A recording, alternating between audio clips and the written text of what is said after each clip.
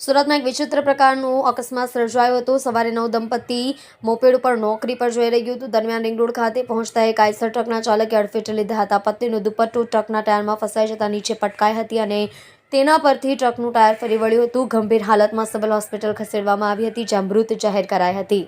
મૂળ નાગપુરના અને સુરતના ડંડોલી વિસ્તારમાં આવેલી બિલિયાનગર સોસાયટીમાં શુભમ પરાતે પરિવાર સાથે રહે છે। પરિવારમાં માતા પિતા અને 17 વર્ષીય પત્ની દિવ્યા હતી। શુભમની સંબંધીની દીકરી દિવ્યા સાથે પ્રેમ સંબંધ બંધાતા 2 મહિના પહેલા તેની સાથે લગ્ન કર્યા હતા। શુભમ અને દિવ્યા વરાછા વિસ્તારમાં આવેલી મીત જેમ્સમાં રત્ન કલાકાર તરીકે કામ કરે છે। રોજની જેમ સવારે 7:20 વાગ્યાની આસપાસ ઘરેથી મોપેડ લઈને નોકરીએ જવા માટે નીકળ્યા હતા। દરમિયાન ઓદના દરવાજા બ્રિજ પરથી રિંગ રોડ તરફ જતા એક આઈસર ટ્રકના ચાલકે ગફલતભરી રીતે ટ્રક ચલાવી દંપતીને ટ્રક અડફેટમાં લીધા હતા। ગંભીર રીતે ઇજાગ્રસ્ત થયેલી દિવ્યા પાસે પતિ પહોંચ્યા બાદ 108ને જાણ કરી હતી। દિવ્યાને ગંભીર હાલતમાં સિવિલ હોસ્પિટલ ખસેડવામાં આવી હતી અને ફરજ પરના તબીબે તેને મૃત જાહેર કરી હતી। દિવ્યાના મોતને પગલે પરિવારમાં શોકનો માહોલ છવાઈ ગયો છે। સલાબતપુરા પોલીસે વધુ તપાસ હાથ ધરી છે।